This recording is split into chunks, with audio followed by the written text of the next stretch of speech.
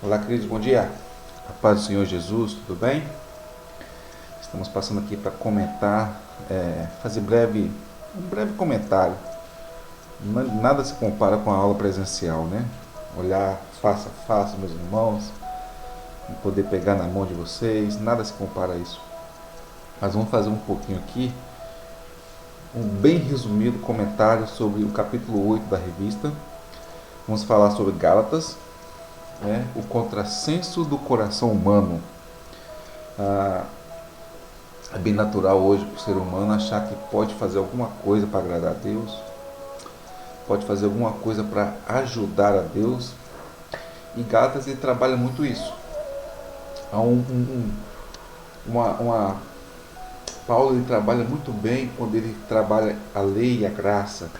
Ele faz uma alusão, quando eu falei em querer ajudar a Deus, quando ele volta lá em Abraão, no caso de Agar e Sara, né? Algo que seria impossível para o homem, mas o que Sara faz? Vou dar uma forcinha para Deus e empurra Agar para Abraão. Ali Paulo faz uma ilustração muito bonita, uma comparação entre a lei e a graça, uma representação entre o filho da escrava e o filho da livre. Aí eu faço a pergunta para vocês: vocês se consideram o quê? Filho da escrava ou filhos da livre? Filho de uma pessoa que vive debaixo da carne ou filho de uma pessoa que vive debaixo do Espírito? Então essa é uma perguntinha básica para vocês, que fique no entendimento e na compreensão de vocês, que sejam sinceros em responder essa pergunta, porque dependendo do que você responder e do que você faz, né, só do que você faz, dependendo da forma que você se comporta, você se auto-identifica como filho da carne ou filho do Espírito. Mas amém. Convido-os a orar comigo, breve oração, antes de iniciarmos no conteúdo desta carta. Amém? Senhor, quero te agradecer por mais este momento, Senhor, que aqui estamos, separando um tempinho para meditar na tua palavra. Pedimos a ti, ó Deus, que uma vez mais perdoa nossos erros, nossas falhas e pecados, e nos ajuda, Senhor, a entrar na tua palavra e ministrar e aprender, Senhor, junto com meus irmãos. Que este estudo, aqueles que alcançar, seja para a bênção, em nome de Jesus. Amém. Queridos, como eu disse, Gálatas ele trabalha muito isso, o contrassenso do coração humano. O ser humano ele tem isso dentro dele, de querer achar que Deus ele domina tudo lá em cima, nos céus, no mundo espiritual, mas que aqui na terra há uma necessidade de ter uma ajudinha. E isso é para várias áreas. E uma questão muito séria que Paulo levanta aqui é a questão da lei e a graça. Que Paulo, meus irmãos, estava sendo confrontado por falsos cristãos, porque falsos cristãos estavam descendo da Judéia, entrando nas igrejas gentílicas para poder confrontar, assim, nem tanto, a palavra é essa mesmo, confrontar a liberdade que nós temos hoje na palavra de Deus, a liberdade de não precisar viver debaixo da lei. Então isso foi algo que foi muito característico, muito importante na carta de Paulo aos Gálatas. Para vocês terem uma noção, se Gálatas não fosse escrita, talvez hoje o cristianismo seria mais uma seita judaica, assim como os fariseus, como os saduceus, né? Talvez seríamos mais uma dessas seitas. Imagina a tão grande importância que é a carta de Paulo aos Gálatas. Então hoje, quando Paulo ele sai de Antioquia da Síria e junto com Barnabé, na sua primeira viagem missionária, entre várias igrejas, ele funda Antioquia da Pisídia, Icônio, Listra e Derbe. Essas igrejas compunham a Galácia do Sul, e estes são os destinatários da carta de Paulo aos Gálatas. A maioria dos eruditos mais entendidos concordam que a carta de Paulo aos Gálatas foi a única carta que foi escrita para mais de uma igreja, porque diferente de Coríntios, de Efésios, diferente de Tessalônica, Gálatas são um conjunto de igrejas. E Paulo, quando ele termina de fazer a sua primeira viagem missionária e chega em Antioquia da Síria, ele fica sabendo que alguns judeus entram na igreja, gentílicas, e começam a persuadir os cristãos a entender ou acreditar que não era somente o evangelho que Paulo estava pregando, de que Cristo era suficiente para a salvação. Eles estavam pregando exatamente o quê? Que era uma necessidade de acrescentar a lei mosaica a isso. Então, Paulo, quando fica sabendo disso, ele escreve para os gaulenses, e de uma forma dura e pesada. Se você ler capítulo 1, versículo 6, você vai ver lá que Paulo parece que dá a impressão que ele está irado, ele está nervoso, quando ele fala assim: estou admirado que tão depressa estejais desertando daquele que vos chamou na graça de Cristo para outro evangelho. Ou seja, a graça de Cristo, a promessa em Cristo, ela era suficiente para a salvação. Não há necessidade de ter uma outra coisa para adicionar ou para acrescentar. Quando eu digo outra coisa, o que eles estavam ensinando lá era a lei mosaica. Então, quando Paulo descobre isso, ele escreve para os gaulenses. E é interessante dizer que a carta de Paulo aos Gálatas, ela foi antes do primeiro concílio de Jerusalém, em Atos 15. Porque se eu tivesse no lugar de Paulo, eu digo isso, Leandro, tivesse uma oportunidade de fazer uma defesa do meu evangelho, eu iria usar isso como base. Vocês já sabiam que desde o concílio de Jerusalém já foi definido que os gentios não precisam servir a lei. Então eu usaria isso.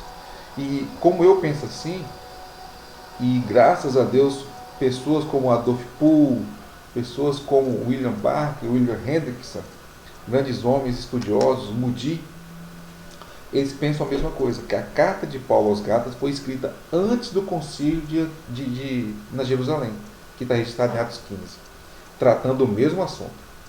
Pois bem, quando Paulo fica sabendo isso, que eles estavam querendo desertar do evangelho que puro, santo que Paulo estava pregando, vemos aqui então o versículo-chave que fala: quero apenas saber isto de vós: recebeste o Espírito pelas obras da lei ou pela pregação da fé? Gálatas 3:2.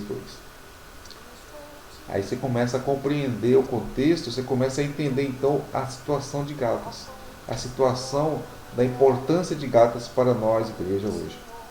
Para vocês terem noção, o Gálatas, quando Martinho Lutero encontra com Gálatas, ele fala assim: esta é a minha epístola favorita. Martinho Lutero falando. Quando Martinho Lutero fala sobre ela, fala assim: estou preso a ela com laços matrimoniais, esta é a minha Caterine. Ele fala assim que se existisse apenas Gálatas e nenhum outro livro da Bíblia, não havia necessidade de outro livro para a salvação do homem, porque em Gálatas nós conseguimos entender isso com muita maestria.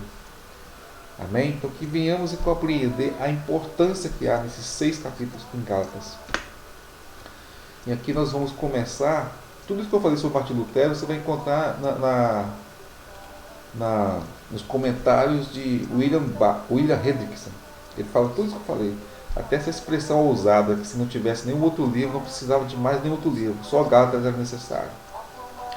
Mas o objetivo da lição fala sobre isso. É delinear o contraste entre a lei e a promessa. Entender as diferenças da lei e a promessa. E isso é muito importante entender para nós cristãos hoje.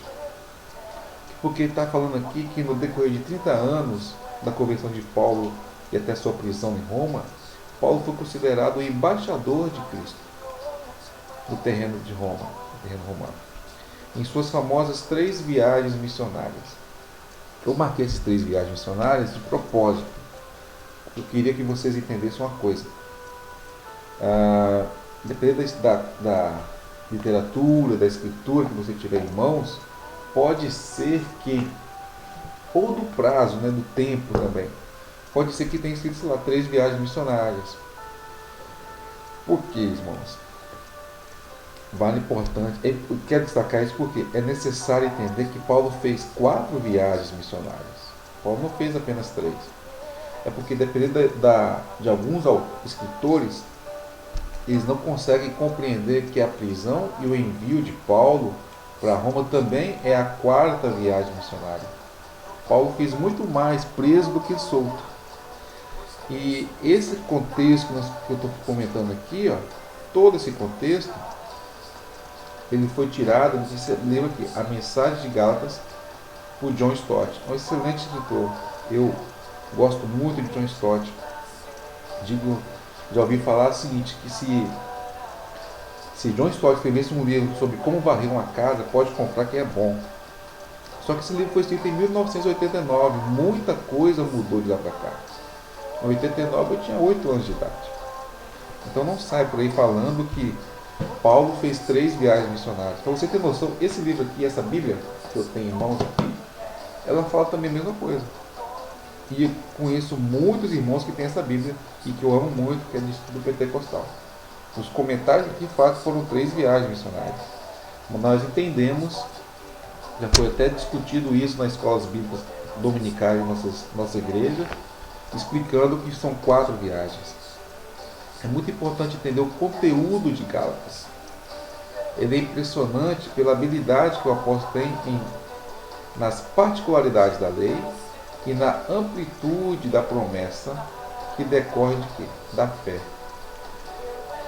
Aqui nós vamos começar a entrar numa área que é muito importante para nós. Por exemplo, se nós cristãos vivêssemos debaixo da lei, sendo que nem Abraão viveu debaixo da lei.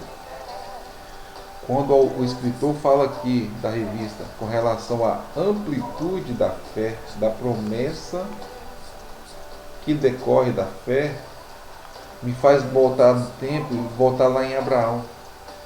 Quando em Gênesis 22, 18, ele recebe a promessa que o seu descendente, no seu descendente, será bendita todas as famílias da terra. E olha que a lei foi surgir cerca de 430 a 500 anos depois de Abraão.